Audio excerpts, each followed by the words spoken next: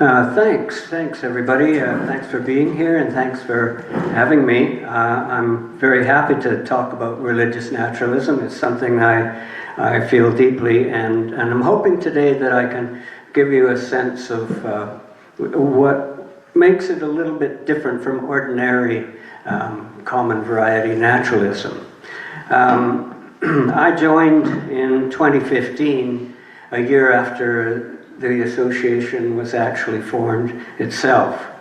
My talk today will cover what's shown in this slide, but it's about what naturalism is, what it means to be religious without supernaturalism, and what a religious naturalist is.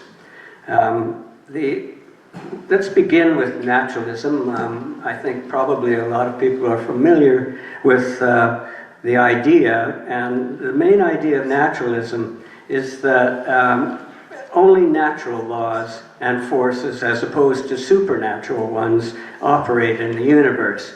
And to some people that seems kind of stark and perhaps frightening, but religious naturalists are at home with that and have a special relationship, I think, with nature that allows us to get nourishment from nature.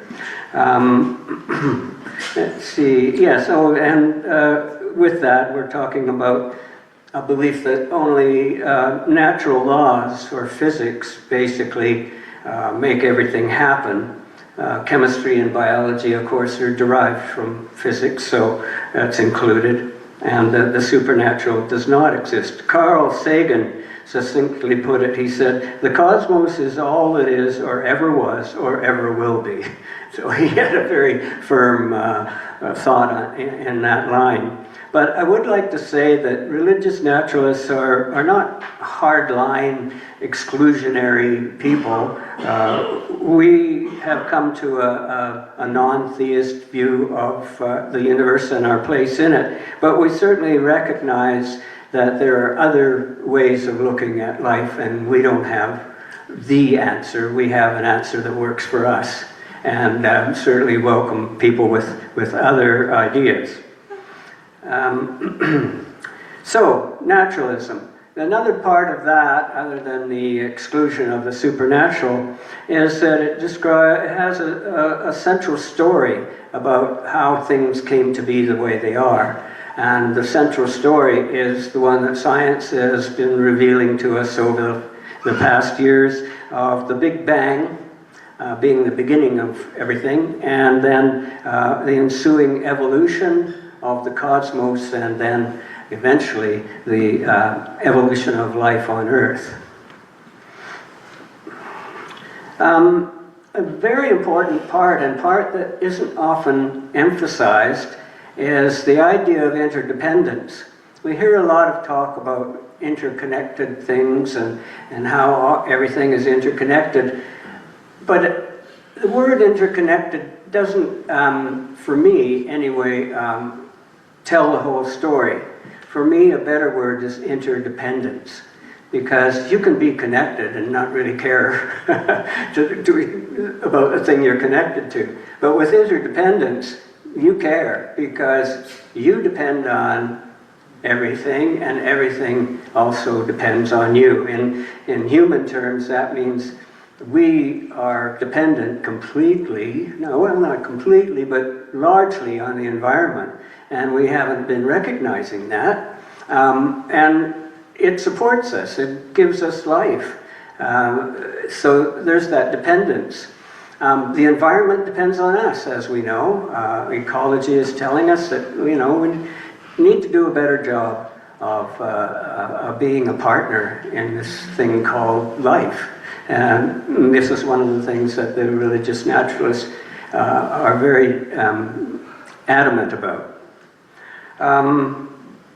People exist not independently, but interdependently.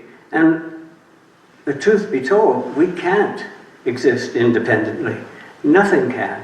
No life form can exist without support from their environment and from each other and from the other living things in the biosphere. So that's something we really like to focus on. Einstein was not a religious person, but he had a religious response to the things that he was finding out and discovering. He said, "If something is in me which can be called religious, then it is the unbounded admiration for the structure of the world so far as our science can reveal it." The structure of the world. He was talking about how it's all connected, how it's all one thing. His theories go deeply into that concept.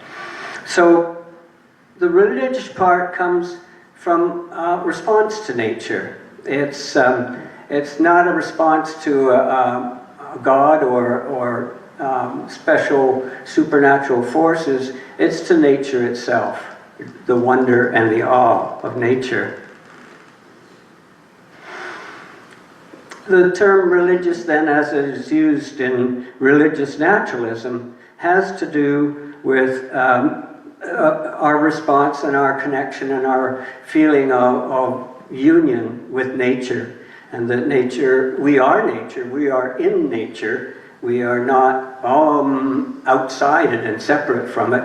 Our Western civilization for hundreds of years has been, propounding the idea that humans are separate, they're special, they're different, and nature is there for us to use. Francis Bacon famously talked about conquering nature in the Enlightenment period, and that couldn't be further from what we think should be our relationship to nature.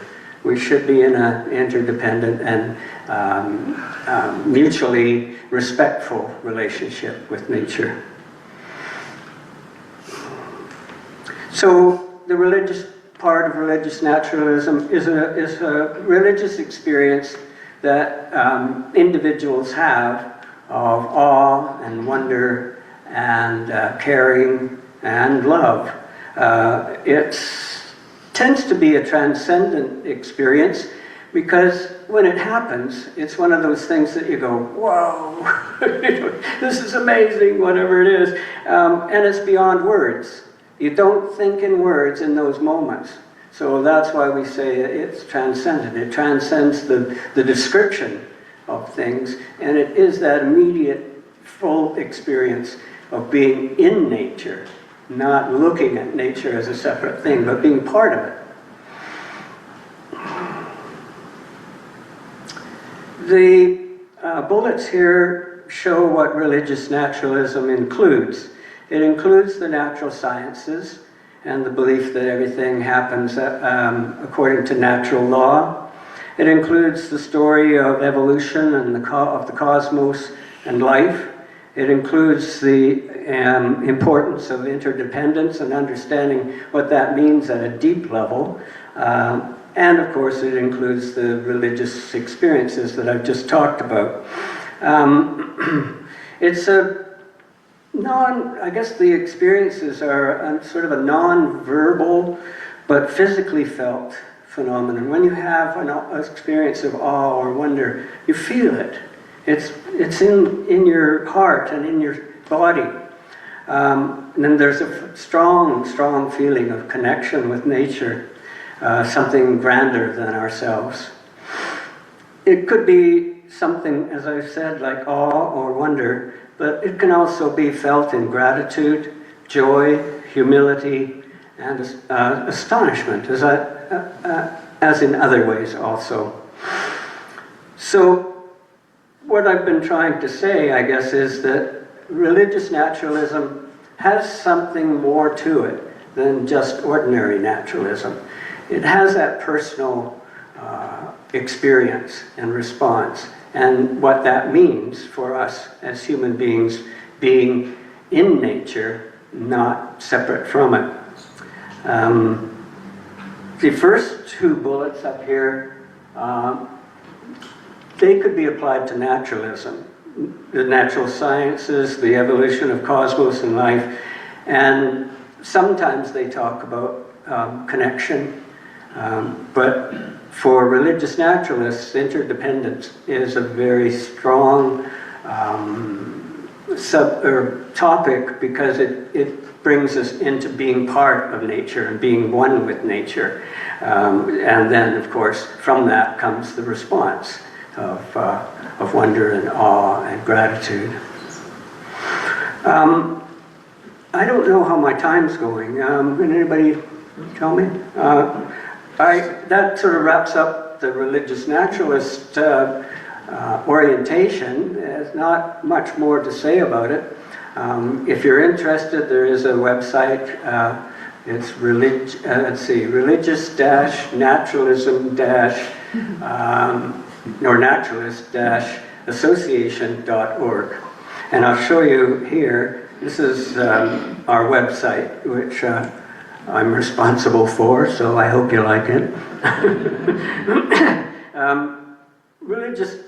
The actual association, which I can talk about a little bit if I still have some time, it's an organization that formed out of a conference that took place on an island called Star Island, which is off the coast of Maine, I believe it is. And people had been meeting there for several years and talking about, things that matter to them. It's a conference that was sponsored by the Institute for Religion in a Time of Science. People were wondering, how is science and religion, what's going to happen when people start to take both stories seriously and they're incompatible?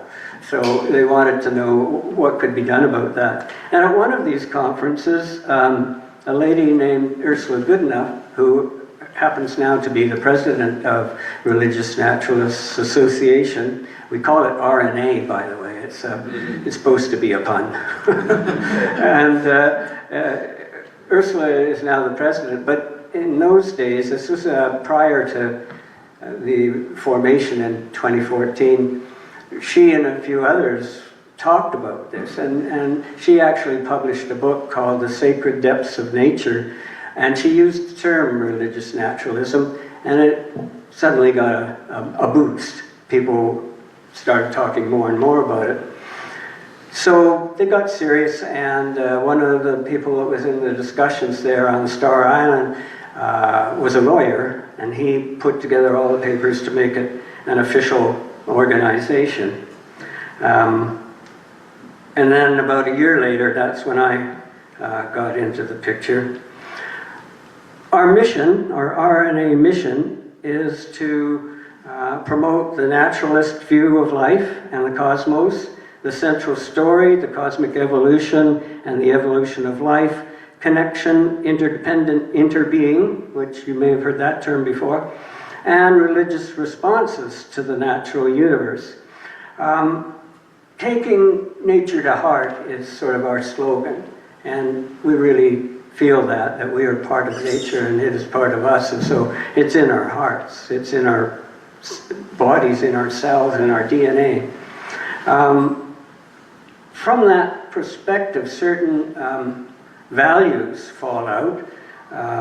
Sustainability being obvious. If you're part of something, you want it to be healthy and to keep it going. Adaptability, which is, a very important biological survival value. Diversity, inclusion, equity, respect, humility versus hubris, compassion, personal responsibility, and personal contribution. Those are the values that we espouse. The organizational part, this will be maybe a little amusing to see. This chart is by no means filled in. There are a lot of circles there with nobody in them. But the hub, the middle part, and some of the main outreach and inreach circles are filled. It's not a hierarchical organization. It's a, I don't know, mycelial, maybe? Might be the word for it. Interesting to you, maybe, is that there is a RNUU group in the works. They haven't solidified their sort of identity or who's going to be leading it, but it's in the works. And it's a community that has, well, it sort of dropped off for a while, but now there's a resurgence, there's new people involved, and we don't know where it's going to go, but there's a possibility there will be a RNUU chapter. So I hope I've given you a useful introduction to naturalism, religious naturalism, and the Religious Naturalist Association. If you're interested in exploring these things more depth, we have a web page that offers a place to start. We call it our gateway page, and there you can see the URL. Are we pretty much on time, you think? Perfect.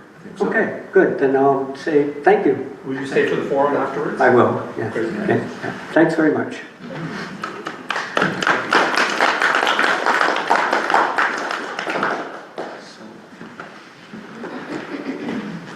We're going to set up now for a song that Terry wrote the lyrics for and collaborated with a fellow in Toronto. Do you want to introduce it? Yeah, sure. We'll hear it. Yeah, shall we move on? We're going to set up.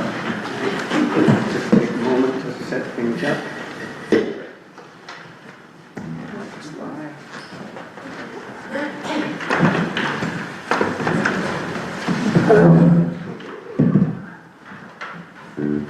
I'm just going to try to find the lyrics, because that would be helpful.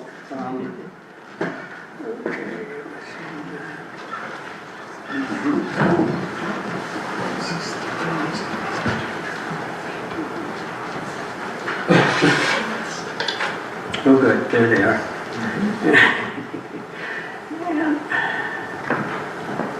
This, as Dick mentioned, this is a song that I was involved in the writing of the lyrics. It came as the result of a request from a friend of mine, a musician friend who lives in Toronto, and he has been writing, well, I think they're fabulous songs for decades. It has very little recognition, but that doesn't mean they're not good. It just means that people, the right people, I suppose, haven't heard them. But he does have a steady following on Bandcamp. So if you're interested, go to Bandcamp and look for Martin Springer.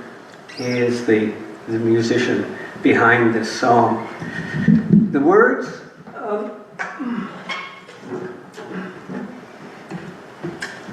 As a religious naturalist, I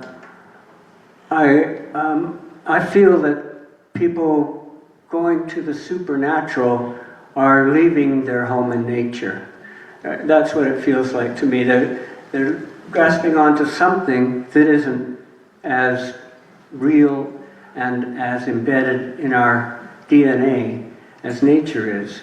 And that's where we can find our home, is in nature, not out in some other realm, or, you know, I don't know what you call it, but it's something like that. So this is what this song is about. It's about a sailor lost on a heaving sea and trying to find his way home. And unfortunately, he takes the wrong turn and turns to the supernatural and is forever lost and leaving home.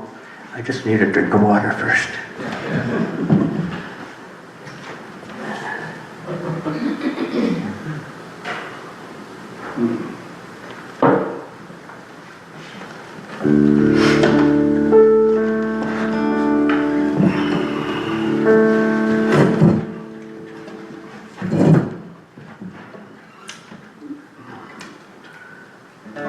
Okay, we ready?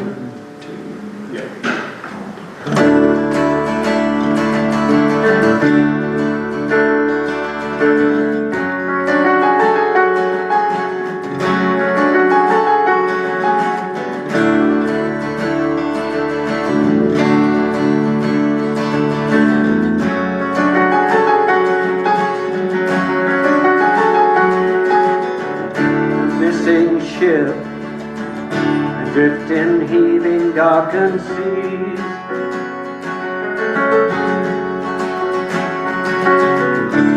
Waiting moon dims behind a slowly drifting cloud.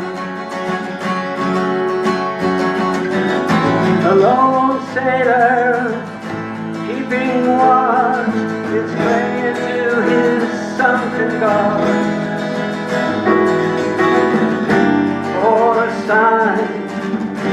For a sign to follow home, to follow home, to follow home.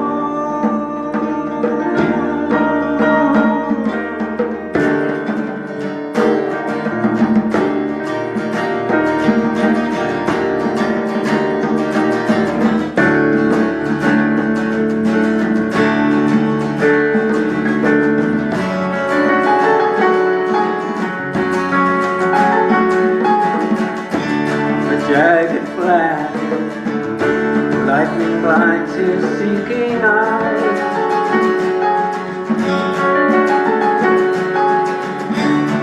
Offering everlasting safety, respectful fall appeared. Offering everlasting safety, relief from curiosity.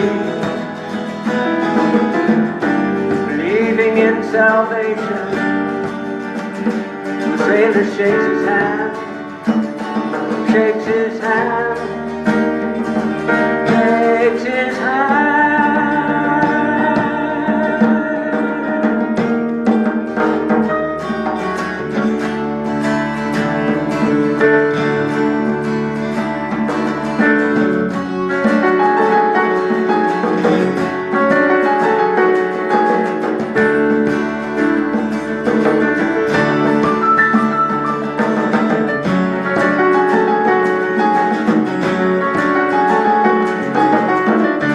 Missing ship, drifting heat, darkened seas.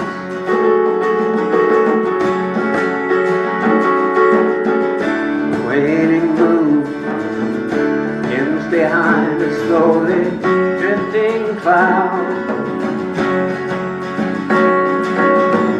A lone sailor keeping watch, praying to his sunken gods. For a sign to follow home, follow home, follow home.